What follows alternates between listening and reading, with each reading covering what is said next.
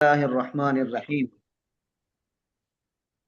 ہم مغازی پڑھ رہے ہیں، فتح مکہ کی احادیث چل رہی ہیں، اور کل ہم نے مکہ یعنی حرم کو کچھ دیر کے لیے لڑائی کے لیے حلال ہونے کا جو حکم فتح مکہ کے موقع پر اللہ تبارک و تعالیٰ نے آپ صلی اللہ علیہ وسلم کے لیے خاص طور پہ دیا تھا، اور پھر دوبارہ مکہ اپنی سابقہ حالت پہ پلٹ گیا، یعنی حرمت اس کی واپس پلٹ آئی، اس کا تذکرہ ہم نے پڑھا تھا۔ آج باب مقام النبی صلی اللہ علیہ وسلم بمکہ زمان الفتح، اس باب کی احادیث پڑھیں گے۔ ان احادیث میں دو طرح کی احادیث آئیں گی۔ ایک آپ صلی اللہ علیہ وسلم کے 10 دن قیام کی احادیث ہیں، اور دوسرا آپ صلی اللہ علیہ وسلم کے 19 دن قیام کے بارے میں ہے۔ اس میں جو بحث ہوتی ہے، کیونکہ آپ صلی اللہ علیہ وسلم نے 10 دن قیام کیا یا 19 دن قیام کیا، آپ صلی اللہ علیہ وسلم نے اس سارے عرصے میں نماز قصر پڑھی، تو قصر نماز کے حوالے سے بحث ہوتی ہے، اور اس میں پھر مواقف بنتے ہیں فقہا کے۔ تو احناف کا موقف آپ حضرات کے ذہن میں ہے کہ وہ 15 دن یا اس سے کم قیام، 15 دن سے کم قیام پر قصر پڑھنے کے قائل ہیں، اور اگر 15 دن یا اس سے زیادہ قیام کی نیت ہو تو پھر نماز پوری پڑھنے کے قائل ہیں۔ تو یعنی ان کا موقف یہ کیسے بنا ہے، اور جو امام شافعی رحمۃ اللہ علیہ اور امام مالک ہیں، ان کا موقف یہ ہے کہ 4 دن یا اس سے زیادہ قیام کا ارادہ ہے تو پھر نماز پوری پڑھیں گے، اور اگر 4 دن سے کم قیام کا ارادہ ہے تو پھر نماز قصر کریں گے۔ اسی طرح قصر کے حوالے سے جو مسافت ہے اس کے بارے میں بھی اختلاف ہے، وہ ہم نے فقہ میں پڑھا تھا۔ تو یہاں پہ یہ دو احادیث ہیں، 10 دن قیام کی اور 19 دن قیام کی۔ تو جب ان کے اندر تطبیق کی جاتی ہے تو اس تطبیق میں محدثین یہ فرماتے ہیں کہ 10 دن قیام والی احادیث یہ فتح مکہ کی نہیں ہے، بلکہ یہ خطبہ حجۃ الوداع یا حجۃ الوداع کے موقع کی ہیں۔ آپ صلی اللہ علیہ وسلم نے حجۃ الوداع میں 10 دن قیام کیا تھا، اور فتح مکہ کے موقع پر آپ صلی اللہ علیہ وسلم نے 17، 18 یا 19 دن قیام کیا تھا، مختلف احادیث میں جو تعداد آئی ہے دنوں کی اس میں۔ تو اسی اعتبار سے وہ سفر کی نوعیت بھی متعین کرتے ہیں، کہتے ہیں کہ یہ جو سفر تھا فتح مکہ کا، یہ سفر جہاد تھا، اور سفر جہاد میں لشکر میں شریک مجاہدین کے نیت اگر کچھ دن رہنے کی ہو بھی جائے تو اس کا اعتبار نہیں ہوتا، کیونکہ ہنگامی حالات کی وجہ سے یہ کوئی یقین نہیں ہوتا کہ آپ نے ایک ہی جگہ پر اتنا عرصہ ٹھہرنا ہے۔ تو اس لیے ان کا یہ 19 دن رہنا یا اس سے زیادہ دن بھی رہتے تو اس میں نیت کا اعتبار نہیں تھا، تو اس لیے اس سے استدلال نہیں کیا جا سکتا کہ سفر کی کم سے کم کتنے دن کی نیت ہو تو نماز پوری پڑھنی ہے۔ اور جو 10 دن کی احادیث ہیں، ان کو وہ کہتے ہیں کہ یہ حجۃ الوداع کے موقع کی ہیں، تو اس سے استدلال کر کے وہ 3 دن یا 4 دن یا اس سے زیادہ کے قیام کو معیار مانتے ہیں، اور اس کا استدلال اس طرح بناتے ہیں کہ آپ صلی اللہ علیہ وسلم نے جب حج کا سفر کیا تو اس میں آپ کسی جگہ پر بھی 3 دن سے زیادہ نہیں ٹھہرے، اس لیے آپ 3 دن سے زیادہ نہیں ٹھہرے، 4 دن تک نوبت نہیں پہنچی، تو آپ صلی اللہ علیہ وسلم اس لیے قصر کرتے رہے۔ اگر آپ 4 دن یا اس سے زیادہ کہیں پہ ٹھہرتے پھر آپ پوری پڑھتے، اور کچھ آپ نے ایک دو جگہ پہ ہدایت بھی فرمائی۔ جب حج مکمل ہو گیا تو صحابہ کو یہ کہا کہ آپ 3 دن سے زیادہ یہاں نہ ٹھہریں، تو وہ اس سے استدلال کرتے ہیں کہ 3 دن سے زیادہ کا اس لیے کہا کہ پھر وہ مسافر نہ رہتے بلکہ وہ مقیم ہو جاتے اور نماز پوری پڑھنی پڑتی، تو آپ نے اس مشقت سے بچانے کے لیے ان کو یہ کہا۔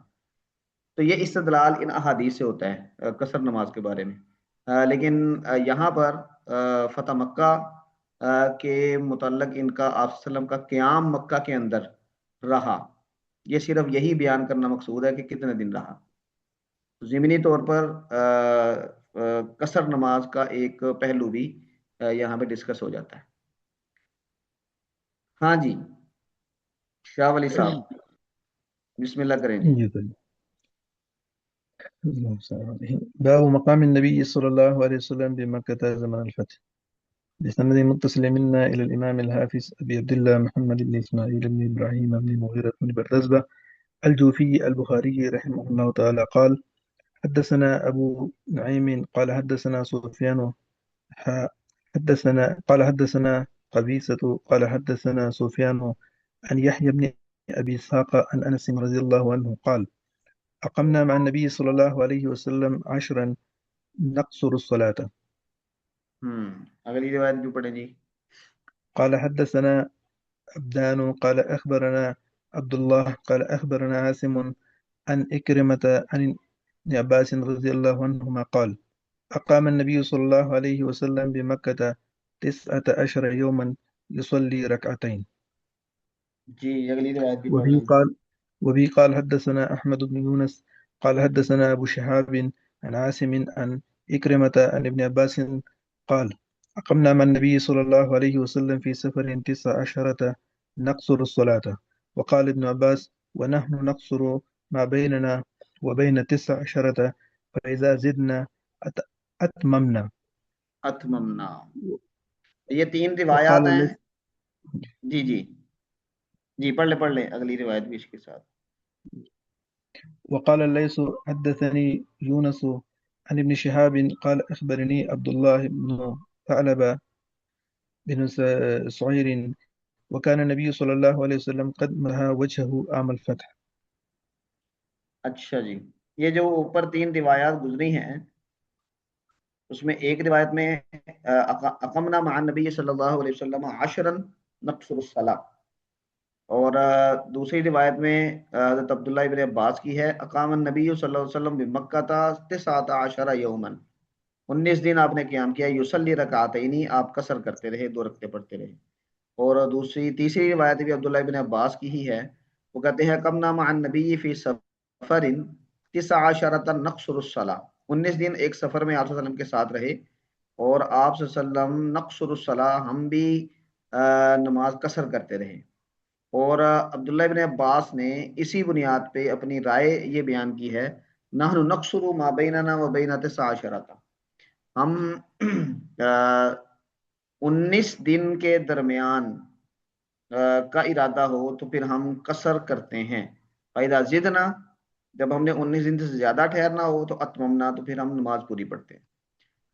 تو اس میں تشریح میں 10 دن والی روایت کو حجۃ الوداع پر محمول کیا جاتا ہے، اور جو 19 دن والی روایت ہے اس کو فتح مکہ پر محمول کیا جاتا ہے۔ اب یہ روایات ہیں اور اس کے مطابق فقہا کے موقف بھی مختلف ہوئے ہیں، تو کیا خیال ہے آپ حضرات کا؟ آج ہمارے لیے بھی ان میں سے کسی ایک موقف کو اختیار کرنے کی گنجائش موجود ہے کہ نہیں؟ وہ تقلید کی جو بحث ہوئی تھی اس کے تناظر میں کیا خیال ہے آپ حضرات کا؟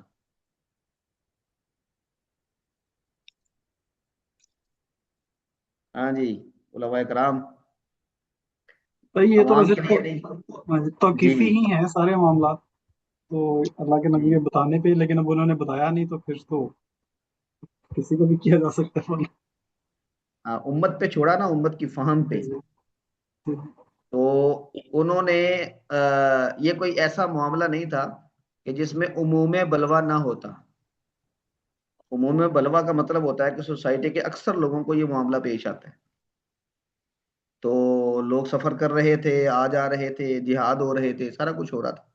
اس کا مطلب ہے کہ یہ کوئی ڈھکا چکا معاملہ نہیں تھا، اور اس میں یہ جو مواقف بنے ہیں یہ بھی جب آپ نے بیان نہیں کیا، آپ کا عمل ہے بس، تو اس سے استدلال کرنے میں لوگوں نے جو آراء اپنی بنائی ہیں ان کی گنجائش گویا کہ شریعت نے خود رکھی ہے۔ ہاں، وہ جو زبیر بھائی نے سوال کیا تھا کہ کیا اب کوئی نئی رائے اختیار کی جا سکتی ہے، نئی رائے اختیار کرنے کی ضرورت نہیں ہے، کیونکہ وہ ساری آراء ڈسکشن کے بعد کسی نہ کسی نے اختیار کر لی، تو ان میں سے کوئی ایک اختیار کرنا یہ دین کے طالب علموں کے لیے دروازہ آج بھی کھلا ہے، کہ جس کو وہ یہ سمجھتے ہیں کہ اس کی رائے مضبوط ہے، اس کی دلیل مضبوط ہے، تو اصل تو دلیل کے پیچھے چلنا ہے، تو وہ دلیل کے مطابق اس کی کر سکتے ہیں۔ ہمارے اہل حدیث حضرات میں ذرا زیادہ توسع ہے، تو وہ ہمارے کاموں کی میں ایک بڑے عالم تھے اہل حدیث، جماعت اسلامی کے ساتھ ان کا غالباً ان کا نام عبید الرحمان تھا غالباً، تو وہ وہاں سے ادھر گجرانوالہ آتے تو قصر کرتے تھے، کیونکہ کچھ روایات کی بنیاد پہ ہم احناف جب کرتے ہیں تو وہ 48 میل بناتے ہیں، تو 48 میل بنتا ہے 78 کلومیٹر، تو یہ کافی لمبا سفر بن جاتا ہے عمومی طور پہ، لیکن ان کے ہاں ایک دن اور ایک رات کا سفر، اور وہ بھی تقریباً 22-23 کلومیٹر بنتا ہے، تو وہ اس سے قصر کر لیتے ہیں۔ اب اس کا مطلب یہ ہے کہ جب بنیاد موجود ہے تو رائے اس بنیاد کی وجہ سے، اس دلیل کی وجہ سے اگر آپ کے دل کو لگتی ہے تو اس کی وجہ سے اپنی رائے تبدیل کرنا یا اپنی رائے بنانے کا اختیار بھی موجود ہے، لیکن یہ دین کے طالب علموں کے لیے ہے، عوام الناس ظاہری بات ہے کہ وہ اہل علم پر فاسألوا اہل الذکر، اہل علم پر ہی اعتماد کرے گی۔ ہاں جی، کسی کے ذہن میں اور کوئی بات ہو تو فرمائیں، تو وگرنہ سر یہ پھر دونوں کی تقلید بھی تو ہو سکتی ہے نا، دونوں ہی قابل تقلید ہیں، یہ 10 دن اور 19 دن۔ ہاں دونوں ہی، مثلا اگر جہاد کے لیے ہے یا کسی ایسی ہنگامی صورتحال کے لیے ہے تو پھر وہ والا حکم لگے گا، اور اگر سفر نارمل ہے، کوئی ہنگامی صورتحال نہیں ہے، جہاد نہیں ہے، تو پھر آپ اس پہ عمل کریں گے۔ دونوں بھی ہو سکتے ہیں، دونوں پر عمل ہو سکتا ہے۔ تو تقلید اصل میں یہ نہیں ہے، تقلید اصل میں یہ ہے، تقلید کا معنی تقلید شخصی پر بولا جاتا ہے، یہ وگرنہ تو ہم تقلید ہی کرتے ہیں، آپ صلی اللہ علیہ وسلم کی تقلید کر رہے ہیں، احادیث پڑھتے ہیں اس کی تقلید کرتے ہیں، کوئی ہمیں نہیں پتا ہوتا کسی عالم سے پوچھتے ہیں جس پر اعتماد ہے، وہ بتاتا ہے تو ہم اس کی تقلید کر لیتے ہیں، دلیل نہیں پوچھتے اس سے، اسے اعتماد کر لیتے ہیں۔ تو مطلق تقلید پر بحث نہیں ہے، بحث ہے تقلید شخصی پر، کیا کسی کی تقلید، کسی کی بات ماننا ہم پر ایسے ضروری ہے جیسے کہ رسول اللہ صلی اللہ علیہ وسلم کی بات ماننا ضروری تھا بغیر کسی دلیل کے ایمان کی بنیاد پہ؟ یہ نہیں ضروری، خصوصاً اہل علم کے لیے نہیں ضروری، ہاں عوام الناس کے لیے ہے، اور اس کی حکمتیں ہیں، ان حکمتوں کی وجہ سے عوام الناس میں سے اگر کوئی آدمی اٹھ کے وقت لگاتا ہے اور دلائل سمجھ لیتا ہے تو اس کے لیے بھی راستہ کھلا ہے، دروازہ کھلا ہے اس کے لیے۔ ہاں جی، اگلی روایت پڑھیں گے۔ اچھا یہ والی جو باب میرے پاس یہ وقال اللیث، یہ امام بخاری 2-3 باتیں صرف اس لیے تذکرہ کریں گے کہ یہاں پر عبداللہ بن ثعلبہ بن سعیر یہ تذکرہ کر رہے ہیں کہ میں نے آپ صلی اللہ علیہ وسلم کی زیارت کی ہے، اور فتح مکہ کے موقع پر آپ نے میرے چہرے پہ ہاتھ بھی پھیرا تھا، اس وقت یہ بچے تھے، تو امام بخاری صرف فتح مکہ کے تذکرے کے لیے یہاں پر یہ حدیث لے آئے۔ اگلی روایت بھی اسی طرح کی ہے۔ ہاں جی، جی وبه قال حدثني إبراهيم بن موسى قال أخبرنا هشام عن معمر عن الزهري عن حنين أبي جميلة قال أخبرنا ونحن مع ابن المسيب قال وزعم أبو جميلة أنه أدرك النبي صلى الله عليه وسلم وخرج معه عام الفتح۔ جی تو یہ ابو جمیلہ جو صحابی تھے، ان کے بارے میں بتا رہے ہیں کہ ان کا خیال یہ تھا انہو ادرک النبی صلی اللہ علیہ وسلم، کہ نبی کریم صلی اللہ علیہ وسلم کی صحبت انہوں نے پائی ہے، اور ان کے ساتھ عام الفتح فتح مکہ میں وہ نکلے بھی تھے لشکر میں۔ ہاں جی، یہ اگلی روایت عمر بن سلمہ، یہ فتح مکہ کے وقت بچے تھے 6-7 سال کے، تو وہ اپنا واقعہ بیان کرتے ہیں۔ تو فتح مکہ یہ بڑا یعنی فیصلہ کن موڑ تھا، اور قریش کیونکہ سرداری کے منصب پر فائز تھے، پورے عرب کے اندر مکہ کی بیت اللہ کی تولیت کی وجہ سے، تو عرب کے لوگ، عرب کے قبائل یہ ان کی طرف دیکھا کرتے تھے بہت سارے معاملات میں۔ تو جب آپ صلی اللہ علیہ وسلم کی نبوت کا اعلان ہوا اور یہ بات پھیلی عرب میں، تو جنہوں نے تو اسلام قبول کیا کر لیا، لیکن جو مکہ کے باہر کے لوگ تھے، انہوں نے آپ صلی اللہ علیہ وسلم کا معاملہ، خبریں پہنچنے اور فتوحات کی اطلاعات پہنچنے کے باوجود یہ قریش مکہ کے شکست یا فتح پر چھوڑا ہوا تھا۔ وہ کہہ رہے تھے کہ اگر قریش پر یہ آدمی غالب آ گیا اس کا مطلب ہے یہ سچا ہے، اور اگر یہ قریش پر غالب نہ آ سکا تو اس کا مطلب ہے کہ ان کی بات نہیں ماننی۔ تو جب آپ صلی اللہ علیہ وسلم نے مکہ فتح کر لیا تو پھر لوگوں کو آپ صلی اللہ علیہ وسلم کی نبوت کا یقین آیا، اور پھر لوگ جوک در جوک اذا جاء نصر اللہ والفتح ورأیت الناس يدخلون فی دین اللہ افواجا، فوج در فوج یہ اسلام میں آئے۔ اور اس میں پھر بہت سارے جو قبائل آئے تھے، تو ان میں عمر بن سلمہ کہتے ہیں ہمارا بھی قبیلہ تھا، اور وہ بھی اسی انتظار میں تھے کہ ان کا معاملہ جو اپنی قوم کے ساتھ چل رہا ہے وہ کس کروٹ بیٹھتا ہے، پھر ہم اس کے مطابق فیصلہ کریں گے۔ تو ان کے والد صاحب نے اسلام قبول کیا اپنی قوم میں سب سے پہلے، اور پھر واپس آ کے اپنے قبیلے کو بتایا کہ ہمیں نماز کا حکم دیا گیا ہے اور نماز ایسے ایسے پڑھنی ہے، اور نماز کی امامت وہ کروائے گا کہ جو سب سے زیادہ قرآن یاد کرنے والا ہوگا۔ تو کہتے ہیں کہ میں قافلوں کو یعنی قافلے گزرتے تھے ان سے سن سن کے بچہ تھا میں، تو وہ قرآن کریم میں نے بہت سارا یاد کر لیا تھا، تو مجھ سے زیادہ کوئی بھی قرآن نہیں جانتا تھا، انہوں نے مجھے امام بنا دیا 6-7 سال کی عمر میں۔ تو وہ ایک مزاحیہ قصہ بھی درمیان میں آ جاتا ہے۔ تو کہتے ہیں کہ میں بچہ تھا اور عرب کے اندر یہ کھلا ڈولا لباس پہنتے تھے، اور بچوں کے معاملے میں وہ لباس سے اور بھی بے پرواہ تھے۔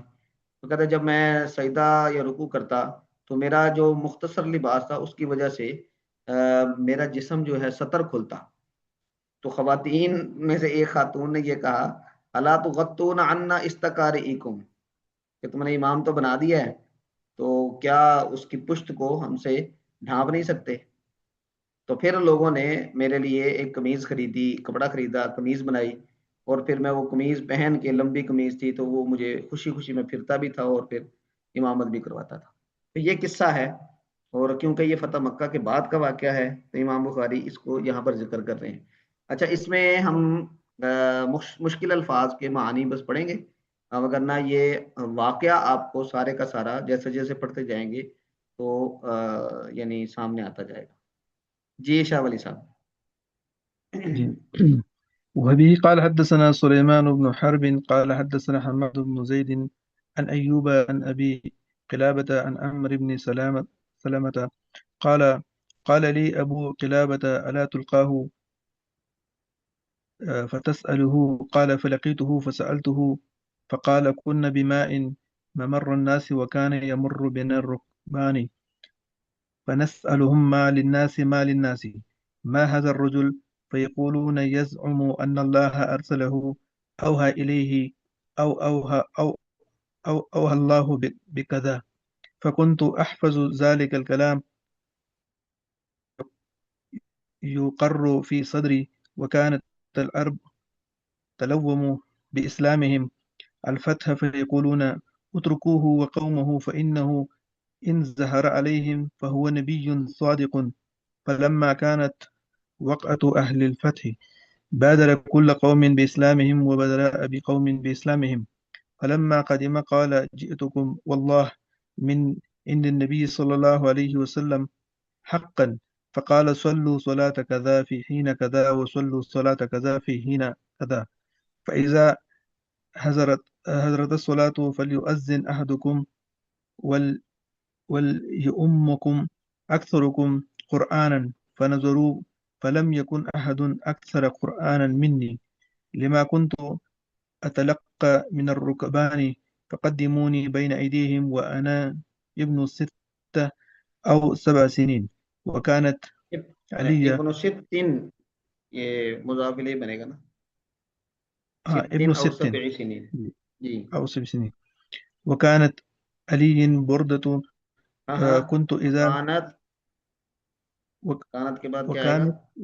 وكانت وكانت وكانت علي ہاں جی بردة كنت جی إذا سجدت آه، تقلصت عني جی فقالت امرأة من الحي ألا قلت أن تغطو. قارئكم جی جی تغطوا قارئكم فاشتروا فاشتروا، انہوں نے فاشتروا خریدا. فاشتروا فقطعوا لي قميصا فما فرحت بشيء فرحي بذلك القميص. جی تو عمر بن سلمہ ابو قلابہ اس کے راوی ہیں، اور ایوب کہتے ہیں قال لی ابو قلابہ، ابو قلابہ نے مجھے یہ کہا الا تلقاہ فتسألہ، عمر بن سلمہ کو تم نہیں ملتے کہ تم اس سے پوچھو. پھر انہوں نے خود کہا فلقیتہ فسألتہ، میں نے ان سے پوچھا تھا اور ان سے ملا تھا میں، اور ان سے پھر پوچھا بھی تھا. تو انہوں نے پھر کہا کہ ہم کنہ بماء، پانی کے قریب تھے، ممر الناس، جو لوگوں کی گزرنے کی جگہ تھی، اور ہمارے قریب سے رکبان گزرتے تھے، قافلے. ہم ان سے پوچھتے مال الناس مال الناس، لوگوں کو کیا ہو گیا، لڑائیاں ہو رہی ہیں، وہذا الرجل، یہ آدمی کون ہے؟ تو لوگ کہتے ہیں یزعم ان اللہ ارسلہ، یہ آدمی گمان رکھتا ہے کہ اللہ نے ان کو بھیجا ہے. اوحا الیہ او اوحا اللہ بکذا، اللہ اس کی طرف وہی کرتے ہیں، یا اللہ نے اس کی طرف یہ بکذا، یہ یعنی قرآن بھیجا ہے. تو وہ کہتے ہیں فکن تو احفظ ذاک الکلام، جو وہ قافلے بتاتے میں اس کو حفظ کر لیتا. فکانما یقر فی صدری، گویا کہ وہ میرے دل میں قرار پکڑ لیتا، گویا کہ ان کو یاد ہو جاتا. اور وکانت العرب تلوموا باسلامہم الفتح، عرب لوگ کیا کر رہے تھے؟ تلوم کر رہے تھے. تلوم کا مطلب یہ ہے کہ وہ انتظار میں تھے اپنے اسلام کے بارے میں، الفتح، فتح کے، کہ اگر اس فیقولون، اور وہ کہہ رہے تھے اترکوہ وقومہ، ان کو اور ان کی قوم کو چھوڑ دو.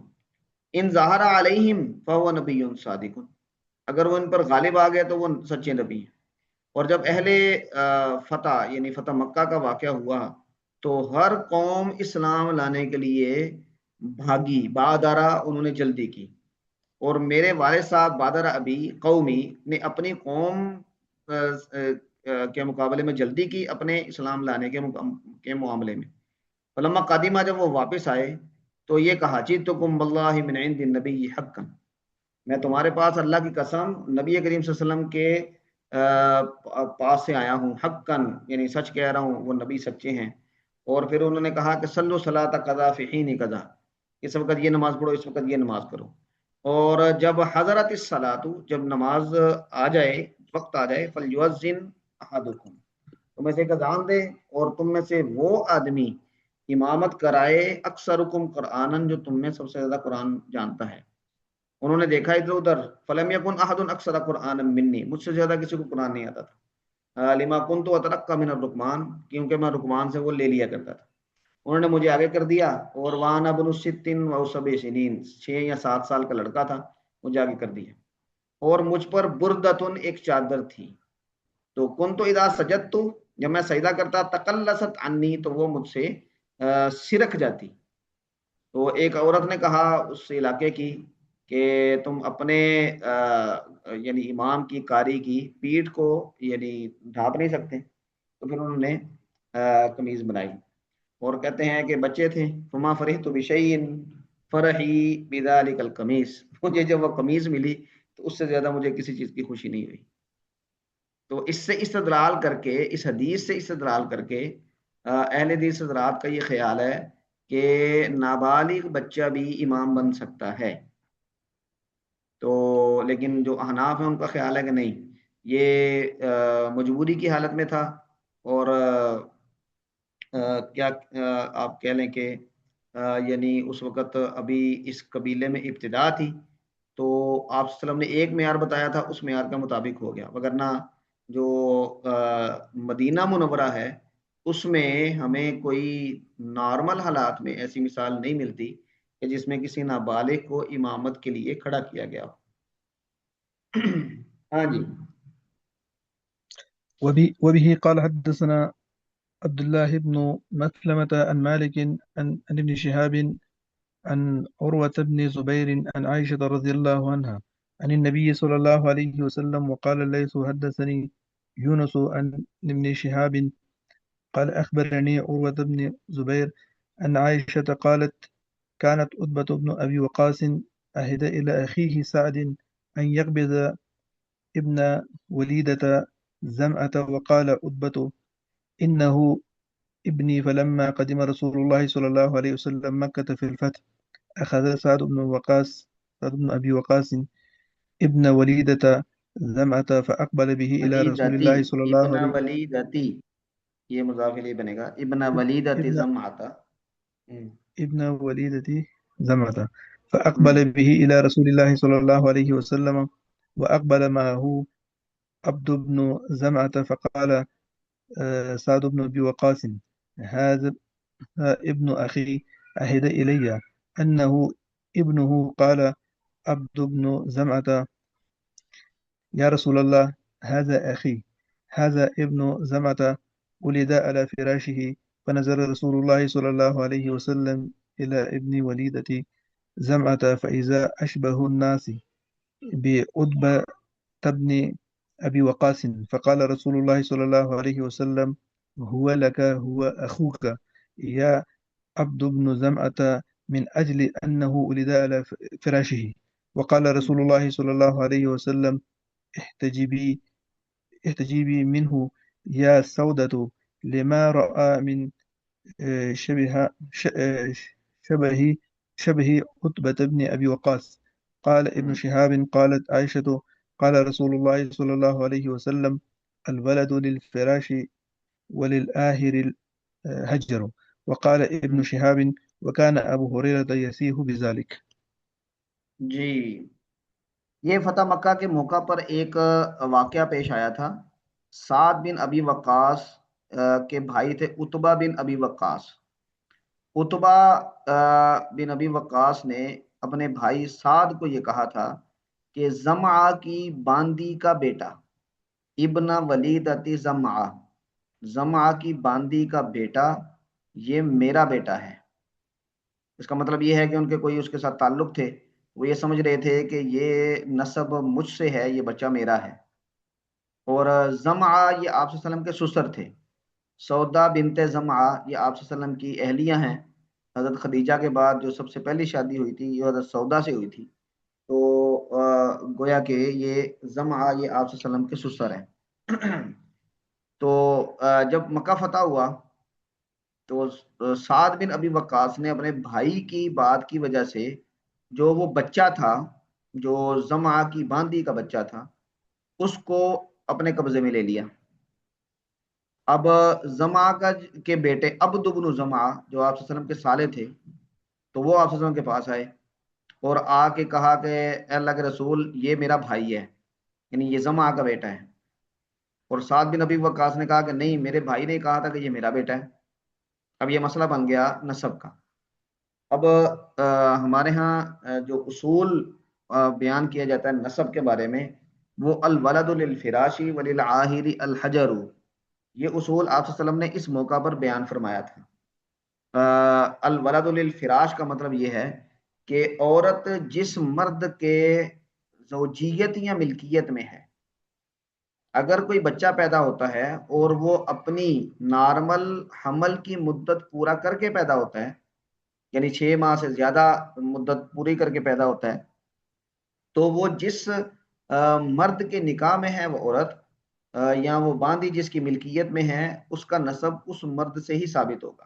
اس کا مطلب ہے الولد للفراش، بچے کا نسب یہ اس مرد سے ثابت ہوگا جس کا فراش ہے یہ عورت۔ وللعاہری، اور اگر اس بچے کا مدت حمل پوری کر کے جو پیدا ہوا ہے اس کا نسب کا دعویٰ کوئی اور آدمی کرے، تو اس کا مطلب یہ ہے کہ وہ اس مرد کے نکاح میں جو عورت ہے یا اس کی ملکیت میں جو عورت ہے اس کے ساتھ زنا کا دعویٰ کر رہا ہے، آہر ہے یہ۔ تو اگر آہر اس کا دعویٰ کرے تو اس کو حجر ملے گا، یعنی اس کو سزا ملے گی۔ حجر سے ایک مراد یہ بھی لیا جا سکتا ہے کیونکہ وہ زنا کا اعتراف کر رہے ہیں، اور دوسری مراد یہ لی جاتی ہے کہ اس کو کچھ نہیں ملے گا، اس کے قسمت میں پتھر ہے، یہ بچہ اس کی قسمت میں نہیں ہے۔ تو آپ صلی اللہ علیہ وسلم نے جب دیکھا، فنظر رسول اللہ صلی اللہ علیہ وسلم نے اس باندی کے بیٹے کی طرف جب دیکھا، تو عرب کے اندر کسی کا نسب ثابت کرنے کے لیے قیافہ شناسی اس کا بڑا رواج تھا، اور آپ صلی اللہ علیہ وسلم نے بھی اس کو ویٹیج دی ہے۔ حضرت اسامہ بن زید اور زید رضی اللہ تعالیٰ عنہ، ان کے بارے میں بھی یہ معروف، یہ مکہ کے اندر چیم گوئیاں چلتی تھیں کہ یہ شاید حضرت زید کے بیٹے نہیں ہیں اسامہ، ان کے رنگ میں تھوڑا سا تو لوگ باتیں کرتے تھے۔ تو مشہور قیافہ شناس تھا، اس نے ایک دفعہ یہ دونوں باپ بیٹا سوئے ہوئے تھے، ان کے صرف پاؤں نظر آ رہے تھے، وہ گزرتے گزرتے اس کی نظر پڑی تو اس نے کہا کہ یہ تو کسی باپ بیٹے کے پاؤں لگتے ہیں، یہ دونوں باپ بیٹا ہیں۔ تو آپ کو یہ سن کے بڑی خوشی ہوئی اور آپ نے گھر میں آ کے حضرت عائشہ کو خوشی خوشی بتایا بھی۔ اس کا مطلب یہ ہے کہ آپ صلی اللہ علیہ وسلم نے یہ جو نشانیاں ہیں کسی کے نسب کی، ریزیمبلنس ہے شباہت میں، تو اس کو بھی ویٹیج دی ہے۔ جب آپ نے دیکھا تو وہ شباہت اس کی حضرت عتبہ بن ابی وقاص جیسی تھی، لیکن جو اصول تھا الولد للفراش، وہ یہ ثابت کرتا تھا کہ یہ بچہ زما کا بیٹا ہو، یہ عتبہ کا بیٹا نہ ہو، اور عبد بن زما کا بھائی ہو۔ تو آپ صلی اللہ علیہ وسلم نے ان دونوں باتوں کا لحاظ کرتے ہوئے عبد بن زما کو یہ کہا کہ بھئی یہ تیرا بھائی ہے، کیونکہ الولد للفراش، وہ عورت تمہارے باپ کا فراش تھی، تو اس حالت میں جو بچہ پیدا ہوا اس کا نسب تمہارے باپ سے ثابت ہونا ہے، اور اس وجہ سے تمہارا بھائی ہے۔ ٹھیک ہے، اب جب عبد بن زما کا بھائی ہوا تو سودا بنت زما جو آپ صلی اللہ علیہ وسلم کی زوجہ محترمہ تھی، تو ان کا بھی تو بھائی ہوا۔ تو جب وہ بہن بھائی ہیں تو اس کا مطلب ہے کہ ان کے آپس میں پردے کے احکامات نہیں ہیں، یہ محرمات میں شامل ہے اس کے۔ لیکن آپ صلی اللہ علیہ وسلم نے حضرت سودا بنت زما کو کہا کہ احتجبی عنہ، کہ آپ اس سے پردہ کریں۔ تو وہ کیوں کہا؟ وہ آپ صلی اللہ علیہ وسلم نے اس کی شباہت کی وجہ سے کہا کہ بھائی اس میں معاملہ میں شک تو ہے، اگرچہ وہ اصول اس بچے کے نسب کو اس سے ثابت کرتا ہے لیکن شک تو موجود ہے۔ تو اس شک کی وجہ سے آپ صلی اللہ علیہ وسلم نے حضرت سودا بنت زما کو اس سے پردہ کرنے کا بھی حکم دیا۔ تو اس وقت کیونکہ یہ قیافہ شناسی ہی اور یہ شباہت ہی ایک سورس تھا، تو آج کل اگر ڈی این اے ٹیسٹ ایک سورس ہے اور وہ 90% پلس ٹھیک ہے، ٹھیک ہوتا ہے، تو اس کو بھی ہم یعنی اس حکم کے تحت لے سکتے ہیں، اگرچہ اس سے حد ثابت نہیں ہوگی لیکن نسب ثابت کرنے کے لیے یہ ایک بڑا مضبوط کرینہ بن جاتا ہے۔ تو یہ واقعہ ہے یہاں پہ جو اس حدیث میں بیان کیا گیا ہے۔ اب میں اس کا مختصر ترجمہ کر دیتا ہوں۔ حضرت عائشہ فرماتی ہیں کہ کانا عتبہ بن ابی وقاص، عتبہ بن ابی وقاص عہد الی اخیہ، انہوں نے اپنے بھائی سے وعدہ لیا تھا، سعد بن ابی وقاص سے، کہ ان یقبض ابن ولیدۃ زمعہ، کہ وہ زمعہ کی باندی کے بیٹے کو اپنے قبضے میں لیں گے۔ اور قال عتبہ نے یہ کہا تھا انہ ابنی، وہ میرا بیٹا ہے، میرا بچہ ہے۔ فلما قدم رسول اللہ صلی اللہ علیہ وسلم مکہ فی الفتح، جب آپ صلی اللہ علیہ وسلم مکہ تشریف لائے فتح مکہ کے موقع پہ، تو سعد بن ابی وقاص نے ابن ولیدۃ زمعہ کو لے لیا، اپنے قبضے میں کر لیا، اور فاقبل به الی رسول اللہ، رسول اللہ صلی اللہ علیہ وسلم کے پاس آ گئے۔ واقبل معه عبد بن زمعہ، تو عبد بن زمعہ بھی ان کے ساتھ آپ صلی اللہ علیہ وسلم کے پاس آ گئے۔ تو سعد نے کہا کہ ہذا ابن اخی، یہ میرے بھائی کا بیٹا ہے، عہد الی انہ ابنہ، انہوں نے مجھ سے وعدہ لے کر کہا تھا کہ یہ ان کا بیٹا ہے۔ تو عبد بن زمعہ نے کہا کہ یا رسول اللہ ہذا اخی، یہ میرا بھائی ہے، ہذا ابن زمعہ، یہ زمعہ کا بیٹا ہے، ولد علی فراشہ، یہ ان کے فراش پر پیدا ہوا، یعنی یہ باندی ان کی ملکیت میں تھی کہ جب یہ بچہ پیدا ہوا تو یہ میرے باپ کے فراش پر پیدا ہوا۔ تو رسول اللہ صلی اللہ علیہ وسلم نے پھر کیا کیا، فنظر رسول اللہ صلی اللہ علیہ وسلم الی ابنی ولیدۃ زمعہ، زمعہ کی باندی کے بیٹے کی طرف آپ نے دیکھا، تو فَإِذَا أَشْبَهُ النَّاسِ بِعَتْبَةَ بْنِ أَبِي وَقَّاص، بعتبہ بن ابی وقاص، تو آپ نے دیکھا کہ وہ سب سے زیادہ مشابہ ہے عتبہ بن ابی وقاص کے ساتھ۔ لیکن آپ صلی اللہ علیہ وسلم نے فیصلہ کیا کیا، فقال رسول اللہ ہوا لکا، عبد بن زمعہ کو کہا کہ یہ تمہارا ہے، جاؤ لے جاؤ، ہوا اخو کا، یہ تمہارا بھائی ہے، یا عبد بن زمعہ، اے زمعہ کے بیٹے، من اجلی انہ ولد علی فراشہ، اصول یہ ہے کہ وہ زمعہ کے فراش پر پیدا ہوا تھا، تو اس لیے وہ اسی کا بیٹا ہے، تو تمہارا بھائی ہے۔ اور رسول اللہ صلی اللہ علیہ وسلم نے فرمایا حضرت سودا کو، احتجبی منہ یا سودا، اے سودا آپ ان سے حجاب کریں، آپ ان سے پردہ کریں، لما رأى من شبہ عتبہ بن ابی وقاص، اس لیے کہ آپ صلی اللہ علیہ وسلم نے دیکھی تھی اس کی شباہت عتبہ بن ابی وقاص۔ حضرت ابن شہاب زہری کہتے ہیں کہ قالت عائشہ تو قال رسول اللہ، حضرت عائشہ نے فرمایا کہ رسول اللہ صلی اللہ علیہ وسلم نے یہ اصول بیان کیا تھا، الولد للفراش وللعاہر الحجر۔ اور وقال ابن شہاب، اور ابن شہاب فرماتے ہیں وکان ابو ہریرہ یصیح بذلک، ابو ہریرہ اس کو چیخ چیخ کے لوگوں کو بتایا کرتے تھے، یعنی اونچی آواز سے بتایا کرتے کہ لوگوں یہ اصول ہے، الولد للفراش وللعاہر الحجر۔ ہاں جی، یہ واقعہ سب کے سامنے واضح ہے، اگر اس حوالے سے کوئی بات کسی کے ذہن میں ہے تو فرمائیں۔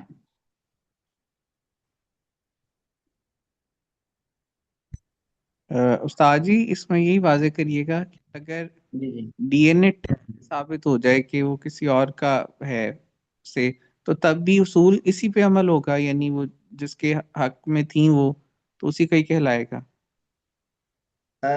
دیکھیں یہ آپ صلی اللہ علیہ وسلم نے جو شباہت والا کرینہ تھا اس کو ویٹج دی نا، تبھی تو حضرت سودا کو یہ کہا کہ آپ ان سے پردہ کریں، اور آن دا ریکارڈ یہ آیا بھی۔ اس کا مطلب یہ ہے کہ کرینہ جتنا مضبوط ہوتا جائے گا، فیصلے کا دار و مدار بھی اس پر اتنا ہی بڑھتا جائے گا۔ اب الولد للفراش یہ ٹھیک ہے، اب اگر وہ فراش جس کا خاتون ہے وہ مرد اگر اس بچے کے نسب کا انکار کر دے، وہ کہے کہ نہیں یہ میرا بیٹا نہیں ہے، تو اس معاملے میں ہم کیا کرتے ہیں، لعان کرتے ہیں، کیونکہ وہ اس نے زنا کا الزام لگایا۔ تو اس کا مطلب یہ ہے کہ اس بات کا امکان بھی موجود ہے کہ ایک عورت کسی دوسرے کا فراش ہو اور اس کا پیدا ہونے والا بچہ اس مرد کا نہ ہو، کسی اور کا ہو، اس کا امکان بھی موجود ہے۔ جب یہ دونوں چیزیں موجود ہیں تو کرینہ جتنا مضبوط ہوتا جائے گا، فیصلے کا دار و مدار اس پر بھی بڑھتا جائے گا۔ تو ڈی این اے ٹیسٹ کیونکہ ایک بڑا مضبوط کرینہ ہے، تو اس کی بنیاد پہ ہم نسب کو یعنی اس آدمی سے نسب کی نفی تو کر سکتے ہیں، لیکن اس کی بنیاد پہ ہم حد نہیں لگا سکتے، کیونکہ کرینہ بہرحال کرینہ ہے، یہ 100% نہیں ہے۔ اور حدود کے بارے میں یہ اصول ہے کہ الحدود تندری بالشبہات، ذرا سا بھی شبہ ہو تو حد نہیں لگتی۔ تو جہاں تک حد کے ثابت ہونے کا معاملہ ہے وہ تو نہیں لگے گی، لیکن نسب کا ثبوت وہ بہرحال کرینے کی مضبوطی کی وجہ سے یعنی اس کی نفی یا ثبوت یہ ہو سکتا ہے ڈی این اے ٹیسٹ کی وجہ سے، کیونکہ ڈی این اے ٹیسٹ اب کافی مضبوط کرینہ ہے۔ جی زبیر بھائی۔ استاد جی ماشاءاللہ آپ نے صحیح واضح کر دیا۔ جزاک اللہ خیر۔ اچھا جی چلیں اگلی روایت پڑھیں جی۔ وبه قال حدثنا محمد بن مقاتل قال أخبرنا عبد الله قال أخبرنا يونس عن الزهري قال أخبرني عروة بن زبير أن امرأة سرقت في عهد رسول الله صلى الله عليه وسلم في غزوة الفتح، ففزع قومهما إلى أسامة بن زيد يستشفعونه. قال عروة فلما كلمه أسامة فيها تلون وجه رسول الله صلى الله عليه وسلم فقال أتكلمني في حد من حدود الله؟ قال أسامة استغفر لي يا رسول الله. فلما كان العشي قام رسول الله صلى الله عليه وسلم خطيبا فأثنى على الله بما هو أهله، ثم قال أما بعد فإنما أهلك الناس قبلكم أنهم كانوا إذا سرق فيهم الشريف تركوه وإذا سرق فيهم الضعيف أقاموا عليه الحد والذي نفس محمد بيده لو أن فاطمة بنت محمد سرقت لقطعت يدها ثم أمر رسول الله صلى الله عليه وسلم بتلك المرأة فقطعت يدها ف- فحسنت توبتها بعد ذلك وتزوجت. قال عائشة فكانت تأتي بعد ذلك فأرفع حاجتها إلى رسول الله صلى الله عليه وسلم. صلی اللہ علیہ وسلم۔ اچھا جی، یہ وہ واقعہ ہے ہاتھ کاٹنے کا کہ جس میں آپ صلی اللہ علیہ وسلم نے فاطمہ مخزومیہ، یہ بنو مخزوم کی خاتون تھی، فاطمہ اس کا نام تھا، اس میں چوری کی اور یہ مقدمہ آپ صلی اللہ علیہ وسلم کے پاس آیا۔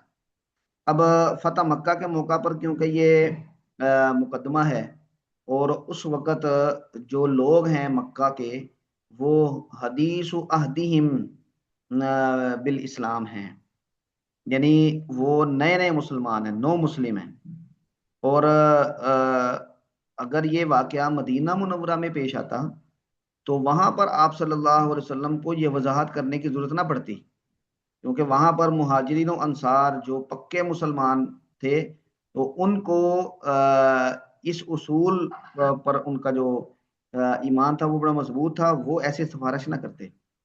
لیکن یہ لوگ کیونکہ نئے مسلمان تھے تو انہوں نے پھر حضرت اسامہ بن زید رضی اللہ تعالیٰ عنہ کو قائل کرنے کی کوشش کی اور قائل کر لیا کہ آپ صلی اللہ علیہ وسلم کو کہیں کہ بھئی ان کا ہاتھ نہ کاٹیں، کیونکہ وہ قبائلی عصبیت میں یہ بڑی آر کی چیز سمجھی جاتی ہے، اس آر سے بچنے کے لیے انہوں نے یہ بات کہی۔ تو حضرت اسامہ یہ نو عمر تھے تو وہ ان کی باتوں میں آئے اور آپ صلی اللہ علیہ وسلم کے سامنے جا کے یہ بات کہہ دی۔ تو پھر آپ صلی اللہ علیہ وسلم نے یہ ضرورت محسوس کی کہ یہ جو نئے نئے مسلمان ہیں ان کی ذہن سازی کے لیے اس کو برسر عام پکار کے کہنا یہ ضروری ہے، تو آپ نے پھر یہ برسر عام یعنی اس کا اعلان بھی کیا۔ تو یہ وہ واقعہ ہے۔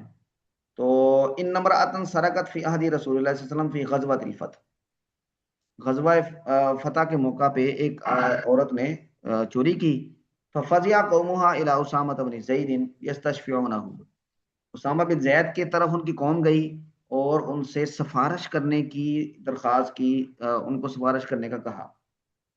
تو عروہ کہتے ہیں جب اسامہ بن زید نے آپ صلی اللہ علیہ وسلم سے بات کی اس کے بارے میں، تلون وجہ رسول اللہ، اللہ کے رسول صلی اللہ علیہ وسلم کا چہرہ یہ متلون ہو گیا، یعنی اس کا رنگ بدل گیا، اور پھر آپ نے غصے سے کہا اتکلمنی فی حد من حدود اللہ، کیا تم سفارش کر رہے ہو اللہ کی حدود میں سے کسی حد میں؟ تو اسامہ سمجھ گئے کہ یہ غلطی ہوئی ہے، تو انہوں نے استغفر لی یا رسول اللہ یہ کہا۔ اور جب شام کا وقت ہوا تو آپ صلی اللہ علیہ وسلم خطیباً خطبہ دینے کے لیے کھڑے ہوئے، فَأَثْنَىٰ عَلَى اللَّهِ بِمَا هُوَ أَهْلُهُ، اللہ جس تعریف کا وہ اہل ہے وہ آپ نے تعریف بیان کی، اور پھر فرمایا اما بعد فإنما أهلك الناس قبلكم، تم سے پہلے لوگ ہلاک ہوئے، وجہ کیا تھی؟ انہم كانوا اذا سرق فيهم الشریف، جب کوئی یعنی شریف یہاں پر مالدار اور عزت دار صاحب مرتبت آدمی کے معنی میں ہے، سوسائٹی میں جو وجاہت والا آدمی ہو، اگر ان میں وہ چوری کرتا تو ترک ہو، اس کو چھوڑ دیتے۔ اذا سرق فیہم الضعیف، جب کوئی کمزور آدمی چوری کرتا، اقاموا علیہ الحد، تو اس پر پھر حد قائم کرتے۔ تو پھر آپ نے یہ بڑی زور دے کر فرمایا والذی نفس محمد بیدی، اس ذات کی قسم جس کے قبضے میں محمد صلی اللہ علیہ وسلم کی جان ہے، لو انا فاطمہ بنت محمد سرقت، اگر فاطمہ بنت محمد چوری کرتی، لقطعت یدہا، تو میں اس کا بھی ہاتھ کاٹ دیتا۔ تو پھر آپ صلی اللہ علیہ وسلم نے فرمایا اس عورت کا اس کا ہاتھ کاٹا گیا، فحسنت توبتہا، تو اس عورت نے اپنی توبہ بڑی اچھی کی، یعنی کچھ روایات میں آتا ہے کہ اس نے آپ صلی اللہ علیہ وسلم سے یہ پوچھا بھی، اے اللہ کے رسول جب میرا ہاتھ کاٹا جائے گا تو کیا میرا گناہ معاف ہو جائے گا؟ تو آپ نے پھر اس کو بتایا تو اس نے یہ سزا قبول کی۔ اور حضرت عائشہ فرماتی ہیں کہ وہ بعد میں آیا کرتی تھی اور میں اس کی سوال یا ضرورت یہ رسول اللہ صلی اللہ علیہ وسلم تک پہنچایا کرتی تھی۔ ہاں جی، اگلی روایت پڑھیں جی۔ اگلی جی یہ جو روایات ہیں یہ سب روایات میں ہجرت کی فضیلت کے بارے میں بتایا جا رہا ہے کہ ہجرت یہ فتح مکہ کے بعد اس کا تصور ختم ہو گیا، اور یہ ساری روایات اسی کے بارے میں ہیں. تو ہم یہ اکٹھی روایات پڑھ لیتے ہیں اور پھر انشاءاللہ امید ہے سمجھ آ جائیں گی. جی حضرت. وبه قال حدثنا عمرو بن خالد قال حدثنا زهير قال حدثنا عاصم عن أبي عثمان قال حدثني مجاشع قال أتيت النبي صلى الله عليه وسلم بأخي بعد الفتح قلت يا رسول الله جئتك بأخي لتبايعه على الحجرة قال ذهب أهل الحجرة بما فيها فقلت على أي شيء تبايعه قال أبايعه على الإسلام والإيمان والجهاد فلقيت معبدا بعد وكان أكبرهما فسألته فقال صدق مجاشع. وبه قال حدثنا عمرو بن خالد قال حدثنا زهير قال حدثنا عاصم عن أبي عثمان قال حدثني مجاشع قال أتيت النبي صلى الله عليه وسلم بأخي بعد الفتح قلت يا رسول الله جئتك بأخي لتبايعه على الهجرة قال ذهب أهل الهجرة بما فيها فقلت على أي شيء تبايعه قال أبايعه على الإسلام والإيمان والجهاد فلقيت معبدا بعد وكان أكبرهما فسألته فقال صدق مجاشع.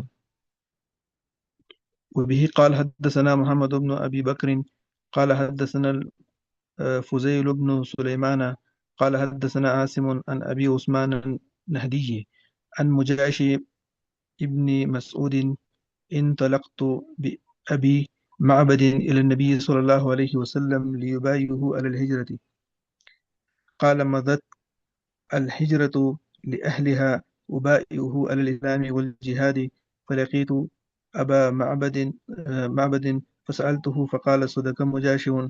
وقال خالد عن أبي عثمان عن مجاشع أنه جاء بأخيه مجالد. وبه قال حدثنا محمد بن أبي بكر قال حدثنا الفضيل بن سليمان قال حدثنا عاصم عن أبي عثمان النهدي عن مجاشع ابن مسعود انطلقت بأبي معبد إلى النبي صلى الله عليه وسلم ليبايعه على الهجرة قال مضت الهجرة لأهلها أبايعه على الإسلام والجهاد فلقيت أبا معبد فسألته فقال صدق مجاشع. وقال خالد بن أبي عثمان عن مجاشع أنه جاء بأخيه مجاهد.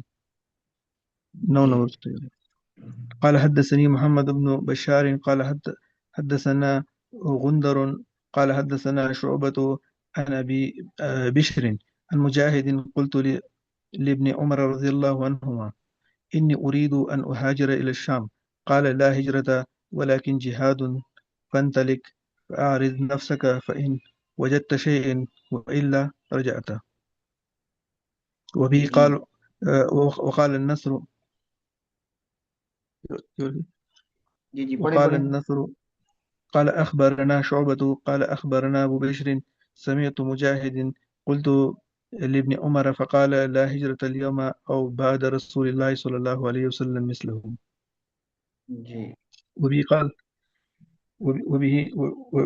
وبه قال حدثنا إسحاق بن يزيد قال حدثنا يحيى بن حمزة قال حدثني أبو أمر الأوزاعي عن عبدة بن أبي لبابة عن مجاهد بن جبر الملكي أن عبد الله بن عمر رضي الله عنهما كان يقول لا هجرة بعد الفتح. وبه قال حدثنا إسحاق بن يزيد قال حدثنا يحيى بن حمزة قال حدثني الأوزاعي عن عطاء بن أبي رباح قال زرت عائشة مع عبيد بن عمير فسألها عن الهجرة فقالت لا هجرة اليوم كان المؤمن يفر أحدهم بدينه إلى الله وإلى رسوله صلى الله عليه وسلم مخافة أن يفتن عليه فأما اليوم فقد أظهره الله الإسلام فالمؤمن يعبد ربه حيث شاء ولكن جهاد ونیت. جی ولیکن جہاد ونیت، یہ ساری روایات ہجرت کے بارے میں ہیں، اور اس میں جو شروع میں مجاشع اور مجالد یہ دو صحابی تھے. مجاشع جو تھے یہ چھوٹے تھے اور مجالد بڑے تھے.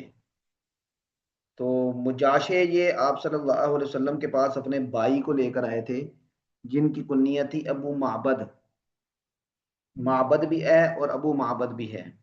تو وہ آپ صلی اللہ علیہ وسلم کے پاس لے کر آئے تھے فتح مکہ کے بعد. اور ہجرت کی قرآن کریم جب پڑھتے تھے وہ ہجرت کی بڑی فضیلت آتی تھی. تو انہوں نے آپ صلی اللہ علیہ وسلم سے درخواست کی کہ ان کو بھی ہجرت کی فضیلت میں شامل کرنے کے لیے ان سے بیعت کریں. تو آپ نے پھر اس وقت فرمایا ذهب اہل الحجرت بما فیہا، ہجرت والے جو اس میں برکتیں تھیں وہ لے گئے. تو پھر اب انہوں نے کہا کہ آپ کس پہ ہجرت کریں گے؟ تو آپ نے فرمایا ابایعوہ علی الاسلام والایمان والجہاد، اسلام، ایمان اور جہاد، اس پر میں ان سے کروں گا، بیعت کروں گا. تو آپ نے اسی پر ان سے بیعت کی.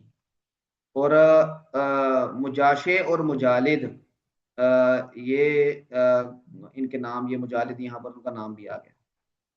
اور یہ عبداللہ ابن عمر رضی اللہ تعالیٰ عنہ کی روایات ہیں. تو مجاہد ان کے جو شاگرد ہیں وہ کہتے ہیں انی اريد ان اهاجر الى الشام، میں نے عبداللہ بن عمر کو کہا کہ میں شام کی طرف ہجرت کرنا چاہتا ہوں. عبداللہ بن عمر نے اس وقت کہا کہ لا ہجرت، اب ہجرت کوئی نہیں ہے، جہاد ہے، تم جاؤ. فاعرض نفسک، اپنا آپ کو پیش کرو جہاد میں. فین وجدت شیئا، اگر تمہیں کوئی چیز، کوئی فضیلت مل گئی تو بہت اچھے. فالا رجعت، وگرنہ پھر واپس پلٹا. تو آگے بھی حضرت عبداللہ بن عمر کی روایات ہیں یہ والی. تو اس میں ایک جملہ کہ کانا یقول، عبداللہ بن عمر یہ کہا کرتے تھے لا ہجرت بعد الفتح، فتح مکہ کے بعد کوئی ہجرت نہیں. تو وہ اسی اصول کو بیان کیا کرتے تھے. یہ والا جملہ لا ہجرت بعد الفتح یہ بخاری کی ایک شرح کے بارے میں بھی بولا جاتا ہے. کسی کو یاد ہے کس شرح کے بارے میں؟ فتح الباری کو.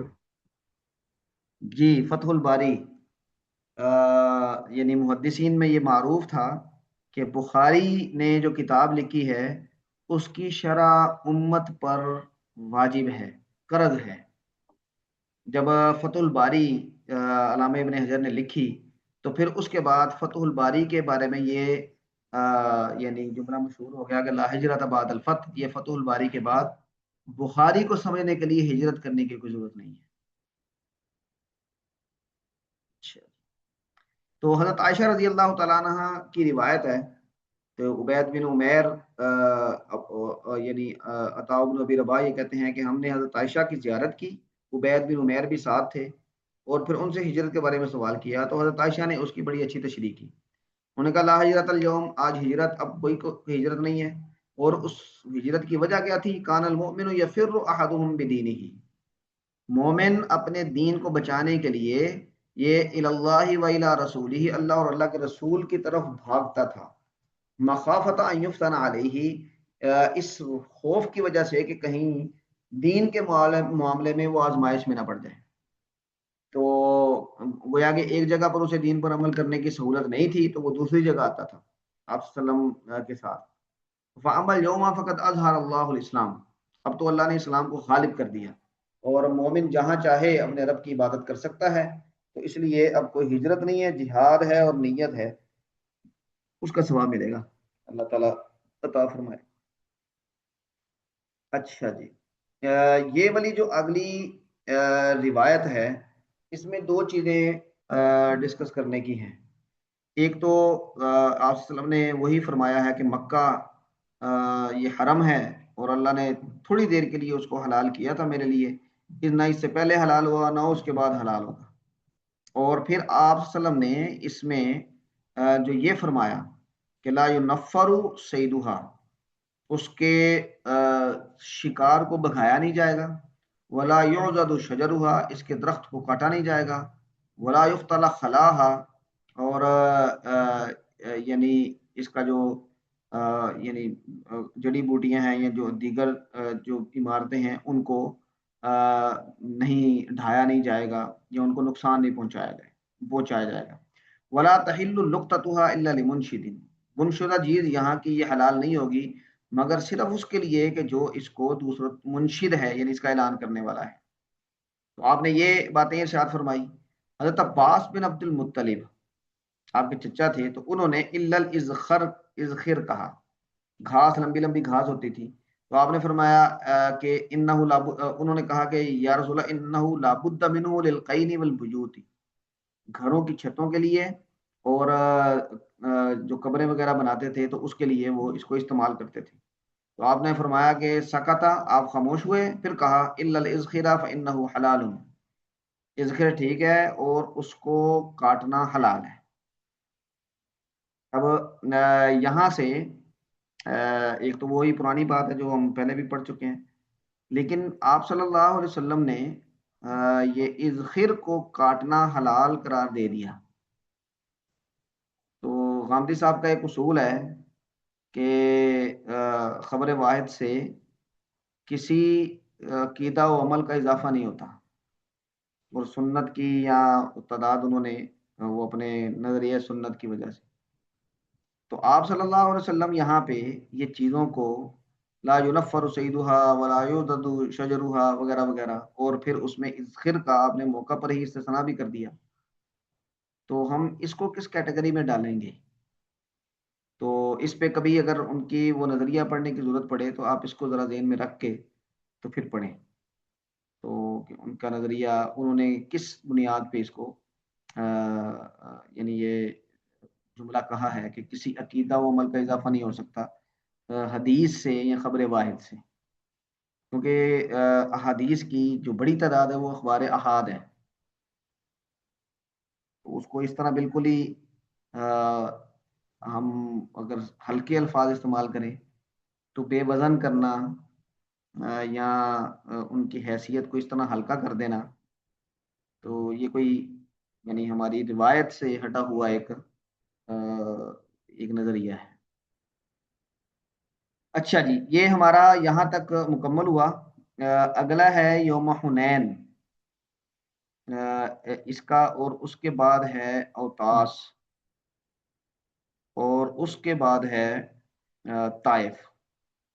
یہ تین ان دا رو ایک لڑی میں ہیں. تو ان کی احادیث ہم اگلی کلاس میں پڑھ لیں گے، لیکن اس کا جو مختصر سا پس منظر ہے اور خلاصہ ہے وہ میں ابھی بیان کر دیتا ہوں. آپ اس کو ایک دفعہ پڑھ لیں گے کہیں سے حنین، اوتاس اور طائف، غزوہ طائف کو، تو اس کے ساتھ ذرا ریلیٹ کر لیں. اگلی کلاس میں ہم صرف احادیث گو تھرو کریں گے. حنین یہ طائف اور مکہ کے درمیان میں ایک جگہ ہے. مکہ فتح ہو گیا، مکہ کے لوگ قریش وہ مسلمان ہو گئے، میجورٹی ان کی 95% سے زیادہ، اور ارد گرد کے لوگ بھی مسلمان ہونا شروع ہو گئے اس واقعے کی وجہ سے، کیونکہ لوگ انتظار کر رہے تھے. لیکن طائف میں ثقیف اور حنین کے قریب حوازن، یہ قبائل آباد تھے، اور یہ بڑے بہادر اور بڑے جنگجو معروف تھے، بڑے یعنی جو حرب و ضرب ہیں اس میں بڑے ماہر سمجھے جاتے تھے. تو انہوں نے اس کو الٹ لیا، انہوں نے اسلام قبول نہیں کیا. بہادر آدمی بہرحال بہادر ہوتا ہے، وہ چاہے کس بھی رنگ میں ہو. تو آپ صلی اللہ علیہ وسلم نے ابو جہل اور عمر کے لیے دعا مانگی تھی، دونوں ہی بہادر تھے، وہ اس رنگ میں تھے، یہ اس رنگ میں آئے. تو وہ لوگ بھی بہادر تھے. اب انہوں نے اس کو فوراً قبول کرنے کے بجائے اس کو رجسٹ کیا، اور کچھ ان کو یہ بھی خیال تھا کہ جب مکہ فتح ہو گیا اگر ہم لوگ اسلام نہیں قبول کرتے تو ہماری باری ہے اس کے بعد، باقی لوگ تو اسلام قبول کر رہے ہیں. تو انہوں نے آپ صلی اللہ علیہ وسلم پر مکہ میں حملہ کرنے کی باقاعدہ تیاری منصوبہ بندی کر لی. آپ صلی اللہ علیہ وسلم نے ایک صحابی کو بھیجا اور انہوں نے جا کے رپورٹ دی کہ وہ تو پوری تیاری میں ہیں، اور ان کا خیال یہ تھا کہ مکہ میں آپ صلی اللہ علیہ وسلم کیونکہ اس وقت مسافر ہیں، لوگ لے کر آئے تو ہیں لیکن یہ مکہ ان کا مسکن نہیں ہے مستقل، وہ تو مدینہ ہے. تو یہاں پر ان کو اس مسافرت کے یعنی حملہ کر کے ہم نقصان پہنچا سکتے ہیں. تو انہوں نے اس تیاری میں اتنی جاں فشانی دکھائی کہ اپنی بہادری کے اظہار کے طور پہ اپنے مال مویشی، اپنی خواتین، اپنے بچے، وہ بھی اس لشکر کے ساتھ لے کر آئے. آپ صلی اللہ علیہ وسلم نے جب یہ دیکھا تو آپ نے بھی لشکر لیا اور اس طرف چل پڑے. اور پھر آپ صلی اللہ علیہ وسلم کی حنین کے علاقے میں ان کے ساتھ مڑ بھیڑ ہوئی۔ اب ان کے ساتھ جو ٹاکرا ہوا اس سے پہلے مسلمانوں نے مکہ فتح کر لیا تھا بغیر کسی قتل و غارت کے، بغیر کسی ریزسٹنس کے۔ اب یہ بھی ایک قسم کا وہ دل کے اندر ہوتا ہے کہ بھئی ہم نے دیکھے مکہ فتح کر لیا، اور پھر مکہ کے لوگ مسلمان بھی ہو گئے، ایک قسم کا یہ بھی ان کی طرف سے سرنڈر تھا۔ اور پھر وہ ان کے ساتھ مل کے جب ان کی تعداد میں اضافہ ہوا، 12,000 کا لشکر ہوا، تو ان کے ذہن کے اندر ایک قسم کی خود پسندی بھی پیدا ہوئی، اور اس کا انہوں نے اظہار بھی کیا کچھ لوگوں نے۔ انہوں نے کہا کہ پہلے ہم تھوڑے ہوتے تھے، کوئی شکست نہیں دے سکا، اب تو ہم اتنی تعداد میں ہیں، اب ہم سے کون جیتے گا۔ تو قرآن کریم میں اللہ تبارک و تعالیٰ نے اسے ڈسکس کیا ہے، اور اللہ کو یہ بات پسند نہیں آئی۔ اذ اعجبتکم کثرتکم، جب تمہیں اچھی لگی تمہاری کثرت، تم نے اس پر اظہار کیا، فلم تغنی عنکم شیئا، پھر اس کثرت نے تم کو کوئی فائدہ نہیں دیا۔ وضاقت علیکم الارض بما رحبت، اور تنگ پڑ گئی زمین تمہارے لیے اپنی وسعت کے باوجود۔ ثم ولیتم، پھر تم بھاگ پڑے، مدبرین، پیٹھ دکھا کے۔ تو پھر اللہ تبارک و تعالیٰ نے جب یہ تنبیہ کر لی تو پھر ثم انزل اللہ سکینتہ علیہ وایدہ بجنود لم تروها وجعل کلمۃ الذین کفروا وکلمۃ اللہ ہی العلیٰ۔ تو اللہ تبارک و تعالیٰ نے دوبارہ پھر دلوں کو مضبوطی دی، سکینہ نازل کی، اور دوبارہ مسلمان پلٹے، اور پھر ان کو شکست ہوئی۔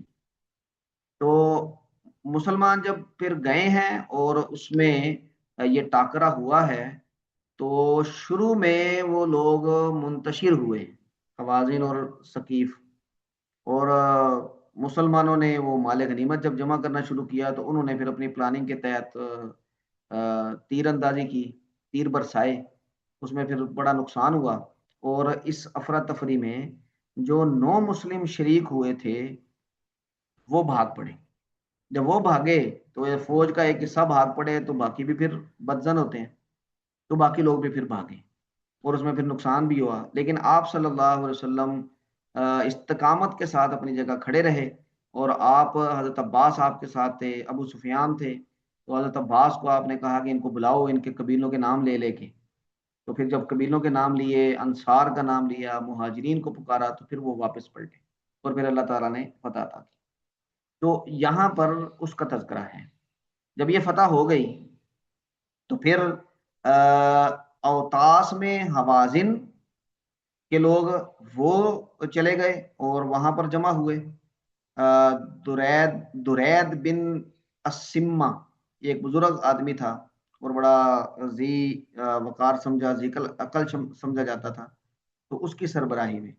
اور ثقیف نے جا کے پناہ لے لی طائف میں، کیونکہ وہ ان کا مسکن تھا۔ تو پھر آپ صلی اللہ علیہ وسلم نے اوتاس میں اس کی سرکوبی کے لیے لشکر بھیجا، اور پھر طائف کی طرف لشکر بھیجا، جس میں یہ غزوہ اوتاس یا سریہ اوتاس یا غزوہ طائف کے نام سے آگے جس کا تذکرہ آتا ہے۔ گویا کہ یہ غزوہ حنین کا ہی تتمہ تھا۔ طائف کے لوگوں میں محاصرہ کیا گیا، لیکن وہ قابو میں نہیں آئے، آپ صلی اللہ علیہ وسلم کو واپس آنا پڑا محاصرہ اٹھا کے۔ لیکن حوازن کے لوگوں پر قابو پا لیا گیا، اور پھر یہ بعد میں آپ صلی اللہ علیہ وسلم نے جعرانہ، یہ جگہ ہے، وہاں پر ان سے جو حاصل شدہ حنین میں اور جو غنیمت حاصل ہوئی تھی، جو قیدی آئے تھے، ان کو پھر کافی انتظار کے بعد تقسیم کیا۔ لیکن حوازن کے لوگ پھر بعد میں آئے، تو آپ صلی اللہ علیہ وسلم نے پھر ان کو آپشن دیا۔ وہ آئے تھے اور آ کے آپ صلی اللہ علیہ وسلم سے یہ درخواست کی تھی کہ ہمارا مال بھی واپس کر دیا جائے، ہمارے قیدی بھی چھوڑ دیے جائیں۔ تو آپ نے پھر ان کو کہا کہ میں نے تو بڑی دیر تمہارا انتظار کیا جعرانہ میں، تم لوگ لیٹ آئے ہو، اب تقسیم کر چکا ہوں، تو اب مال مل لے لو یا پھر قیدی لے لو۔ تو کافی دن وہ یہ کرتے رہے، درخواست کرتے رہے کہ دونوں دے دیں، لیکن آپ نے کہا کہ نہیں، ایک ہی ملنا ہے۔ تو پھر انہوں نے اپنے قیدی چھڑوانے کا کہا، تو آپ صلی اللہ علیہ وسلم نے پھر صحابہ کرام سے درخواست کی کہ جس کے ملکیت میں جو آیا ہے تو وہ یا تو ان کو بطیب نفس چھوڑ دے خود ہی اللہ کے لیے، تو یہاں اگر کوئی آدمی نہیں چھوڑنا چاہتا کیونکہ وہ اس کی ملکیت ہے، فیصلہ اسی کا ہے، تو وہ اس وعدے پر چھوڑتے کہ اب ہمیں کوئی مال غنیمت جو میسر آئے گا پہلا پہلا تو ہم اس کا معاوضہ اس میں سے اس کے حوالے کر دیں گے، لیکن وہ ان کو چھوڑ دیں۔ تو صحابہ کرام نے یعنی خود ہی بطیب نفس ان کو آزاد کر دیا، اور حوازن کے لوگ اپنے یہ قیدی لے گئے۔ ان میں جب اوتاس میں یہ یعنی مارکا ہوا ہے، اس میں جو خواتین اور یعنی یہ کیونکہ وہ ساتھ ہی لے کر آئے تھے اپنے بال بچے بھی، تو وہ بھی قیدی بنے۔ اس میں آپ صلی اللہ علیہ وسلم کی رضائی بہن شیمہ بھی تھی۔ تو انہوں نے جب صحابہ کرام نے پکڑا تو انہوں نے کہا کہ میں آپ کی بہن ہوں۔ تو صحابہ کرام آپ کے پاس لے کر آئے ان کو تصدیق کے لیے، تو آپ نے ان کو پہچان لیا، پھر ان کی بڑی عزت کی، ان کے لیے اپنی چادر بچھائی، ان کو اعزاز و اکرام دیا، اور ان کو پھر یہ کہا کہ تم اگر میرے گھر میں رہنا چاہو تو بسم اللہ میرے گھر آ جاؤ، اور اگر تم اپنے واپس قبیلے میں جانا چاہتی ہو تو پھر بھی میری ذمہ داری میں پہنچاؤں گا۔ تو انہوں نے پھر اپنے قبیلے جانا پسند کیا، تو آپ صلی اللہ علیہ وسلم نے ان کو وہاں پہنچایا۔ حوازن کے لوگ جب آئے تھے تو اس وقت بھی انہوں نے آپ صلی اللہ علیہ وسلم سے درخواست کرتے ہوئے اسی بات کا حوالہ دیا تھا کہ یہ جتنے لوگ آپ کے قیدی ہیں ان میں بہت سارے آپ کے رضائی رشتہ دار ہیں، تو آپ مہربانی کریں ان کو چھوڑ دیں۔ تو آپ صلی اللہ علیہ وسلم نے اس نسبت سے بھی صحابہ کرام سے یہ درخواست کی تھی۔ تو یہ واقعہ ہے حنین کا، اوتاس کا، اور پھر طائف کا۔ اس کی تفصیلات آئیں گی تو وہ ہم مختصر انشاءاللہ اگلی کلاس میں پڑھتے جائیں گے انشاءاللہ۔ ہاں جی حضرات علماء کرام، آپ حضرات کے ذہن میں کوئی بات ہو، سوال ہو تو فرمائیں، ورنہ پھر ہم کلاس یہاں پہ روکتے ہیں۔ اچھا جی، ایک تجویز یہ بھی آئی ہے کہ ہم یہ کلاس اگلے ہفتے سے مغرب کے بعد ایک کلاس کر لیں، اور عشاء کی نماز کا وقفہ کر کے پھر ایک کلاس عشاء کے بعد کر لیں، تاکہ زیادہ لمبا کلاس نہ جائے۔ ابھی 11 کے قریب ہو گیا ٹائم، تو آپ حضرات گروپ میں ذرا اس پہ اپنی رائے دے دیں۔ تو ہم ایسا کر سکتے ہیں کہ مغرب کی نماز کے 15-20 منٹ کے بعد عشاء کی نماز تک 1 گھنٹے کی کلاس اس وقت کر لیں، اور عشاء کا وقفہ کر کے پھر ہم دوسری کلاس کر لیں عشاء کی نماز کے بعد۔ تو امید ہے کہ ہم کوئی 9:45 کے قریب 10 کے قریب یعنی اس کلاس سے فری ہو جائیں گے۔ گروپ میں جی یہ استاد جی میسج، ٹھیک ہے۔ ہاں جی میں عشاء گروپ کی میں نماز بھی استاد جی اب جی 8:30 ہو گئی ہے نا عشاء کی نماز، جی تو 8:45 بجے کلاس لینا وہ بھی مشکل ہو جائے گا، ہاں یہ جی بہتر رہے گا باقی ساتھیوں سے بھی مشورہ کر لیں تو ایک کلاس مغرب کے بعد ہو جائے اور ایک عشاء کے بعد ہو جائے۔ ٹھیک ہے، میں گروپ میں ایک میسج کرتا ہوں، تو اس پہ آپ حضرات اپنی رائے دے دیں، تو انشاءاللہ پھر اگلے ہفتے سے ہم اس کی ترتیب بنا لیں گے انشاءاللہ۔ ٹھیک ہے جی، اللہ تعالیٰ خوش رکھے، جزاکم اللہ خیرن۔ السلام علیکم ورحمۃ اللہ وبرکاتہ۔ وعلیکم السلام ورحمۃ اللہ وبرکاتہ۔